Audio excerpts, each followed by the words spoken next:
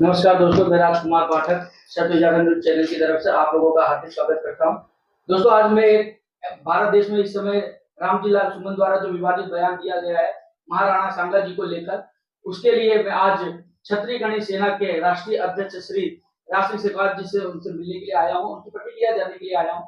तो आइए जरा उनसे उनकी प्रतिक्रिया जानते हैं कि उनका क्या कहना है इसके बारे में।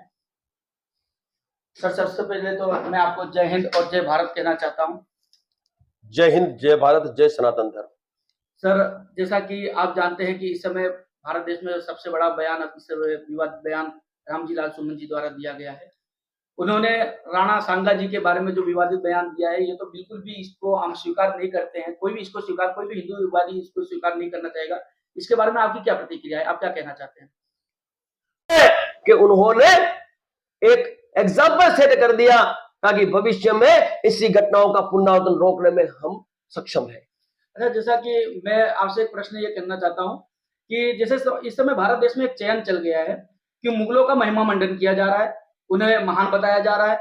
वामपंथी इतिहासकारों ने जो इतिहास में लिखा है, उसमें हमेशा उन्होंने मुगलों को आगे ही बताया है। और जो वीर योद्धा, हमारे भारतीय सनातनी जो वीर योद्धा थे, उनके बारे में उन्होंने हमेशा गलत ही बताया गया। जैसे अभी हाल ही में अबू आजमी ने भी बयान दिया था, उन्होंने औरंगजेब को महान बताया था और संभाजी के ऊपर जो फिल्म आई थी उसको उन्होंने कहा था कि ये बकवास फिल्म है, ये मतलब लोगों को बलगलाने के लिए ये इन्होंने किया गया है।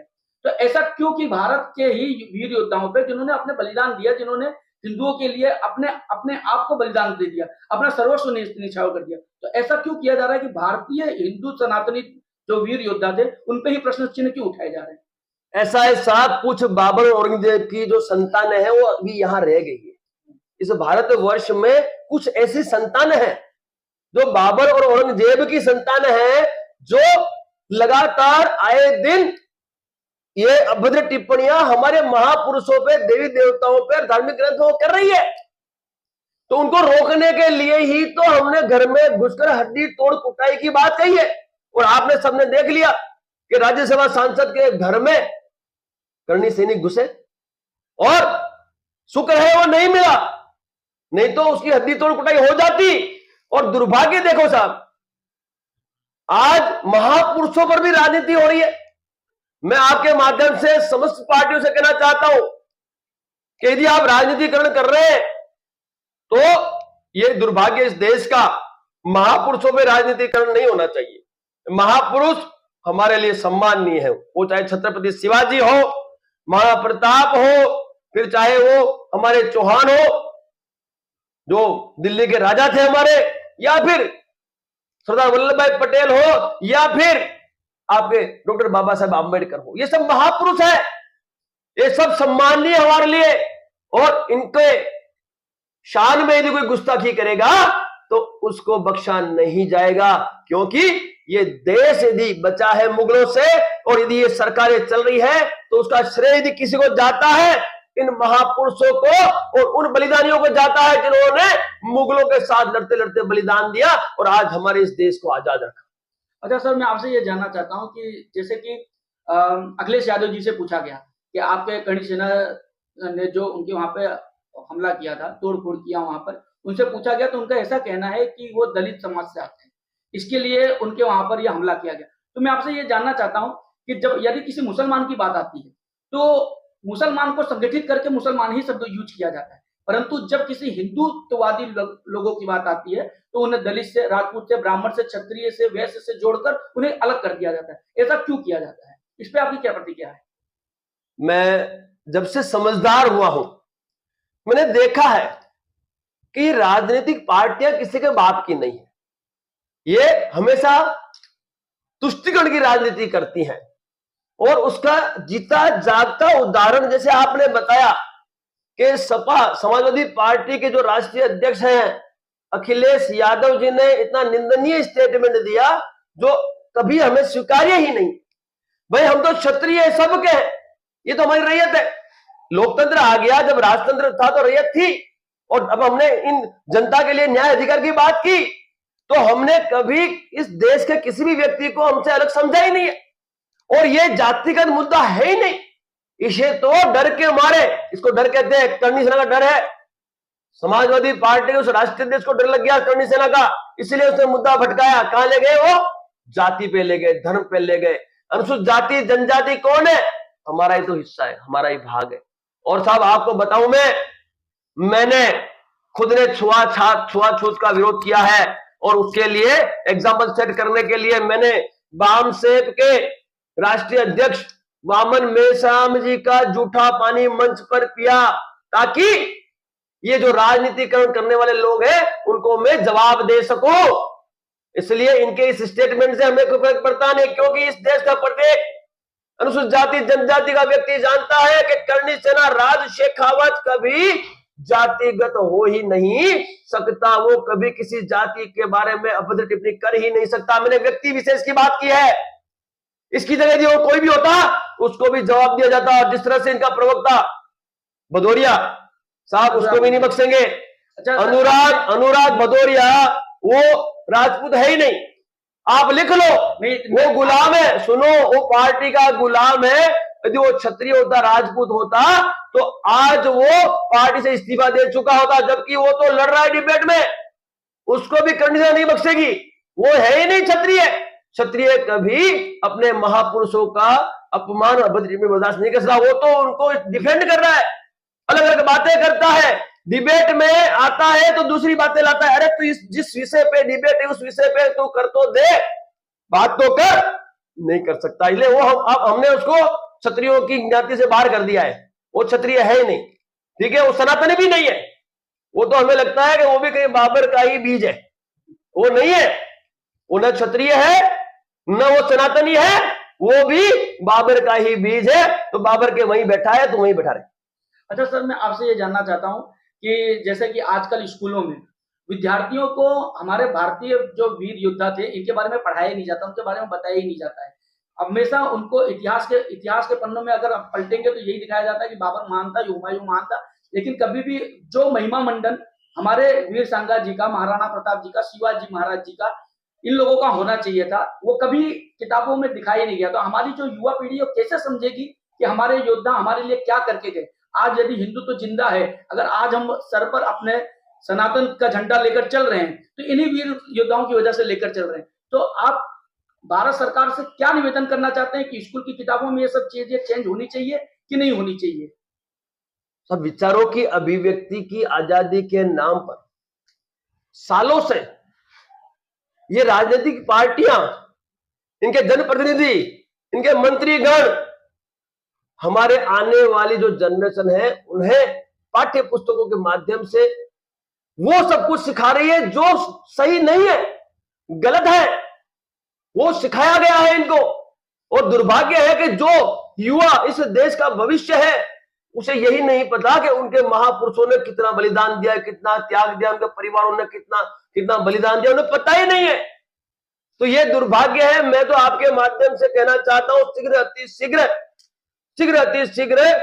हमारे पाठ्य पुस्तकों में हमारे जो महापुरुष है उनके बारे में भी इन युवाओं को जानकारी देनी आवश्यक है। आपके माध्यम से ये मैं अपेक्षा करता हूं केंद्र सरकार से, शिक्षा मंत्री से, कि अब तो जागो और ये बाबर, औरंगजेब, हुमायूं को आप निकालो पाठ्य पुस्तकों से बाहर, और हमारे महापुरुषों के बारे में संपूर्ण इतिहास का ज्ञान इस देश के युवा को दो, ताकि वो युवा इस देश की आजादी को समझ सके, इस देश की आजादी के लिए कितना त्याग, बलिदान और कितना शहादत दिया उसको समझ सके, और वो इस देश का भविष्य समृद्ध कर सके। युवा जब तक ये सब नहीं सीखेगा तो वो कैसे इस देश का भविष्य सक्षम सुदृढ़ कर पाएगा। इसलिए मैं तो आपके माध्यम से अवश्य कहता हूं, क्योंकि नींव जो है वो मजबूत करनी आवश्यक है।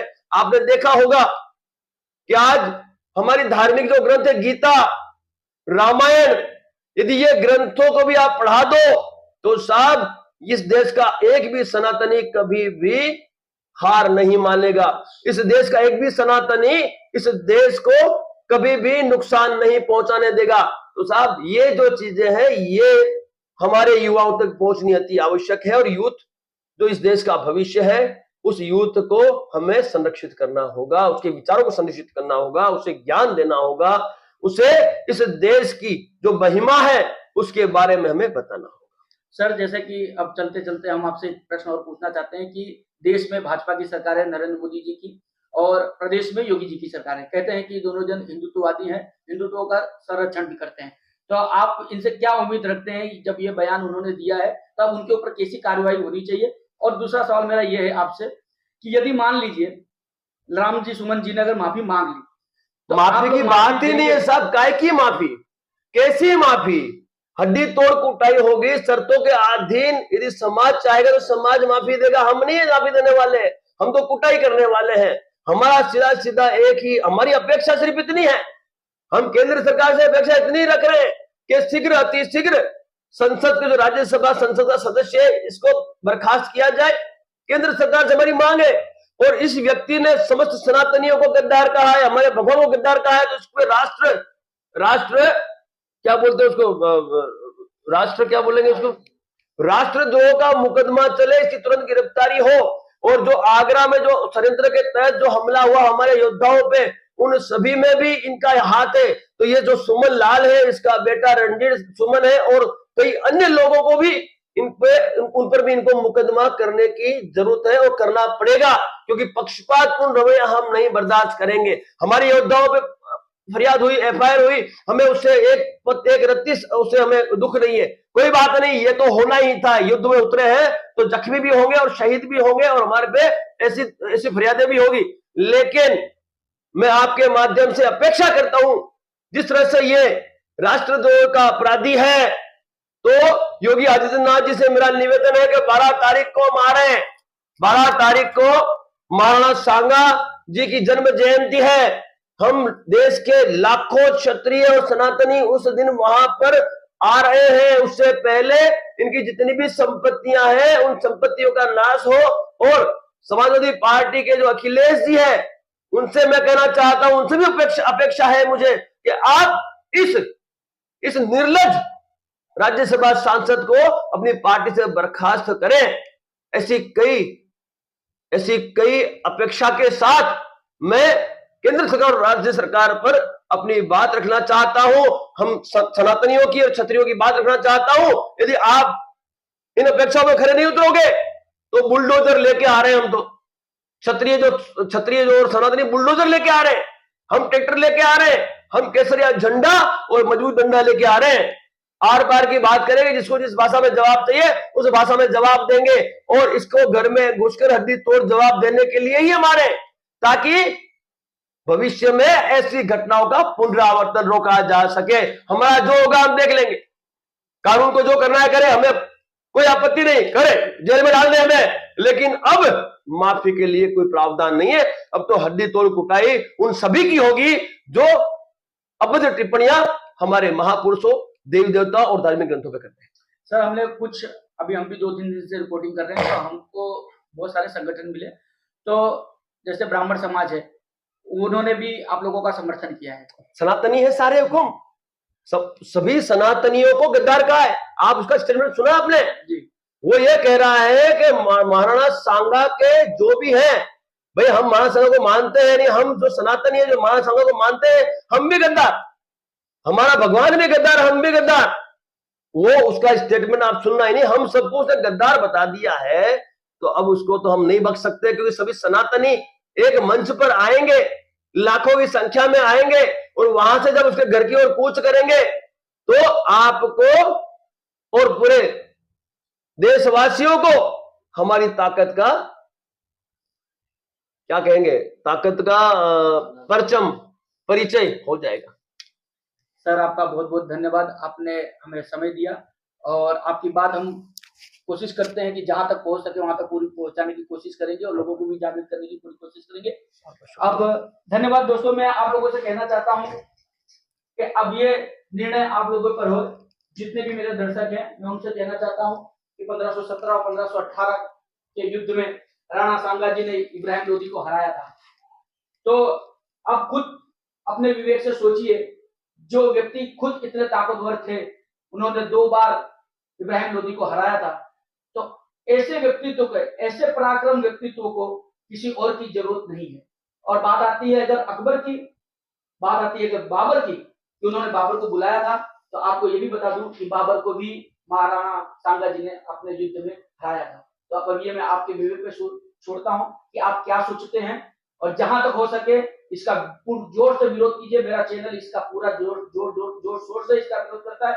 मैं भारत सरकार से निवेदन करता हूं कि रामजी लाल सुमन जी की जो सदस्यता है संसद में से उसे रद्द करनी चाहिए, और एक उदाहरण पेश करना चाहिए कि कभी भी भारत के जो सूरवीर योद्धा थे जिन्होंने अपने प्राणों की आहुति दी है, उनके खिलाफ कभी कोई इस तरह का अभद्र व्यवहार ना कर सके, कोई इस तरह का कोई विवादित बयान ना दे सके। ये एक उदाहरण भारत सरकार को पेश करना चाहिए, और उसे गद्दार की सूची में डालकर या तो उसको देश निकाला कर देना चाहिए, या तो उसे फांसी पर लटका देना चाहिए। मैं अपने चैनल के माध्यम से इसका पुरजोर शोर से विरोध करता हूँ। जय श्री राम, जय हिंद, जय वंदे मातरम।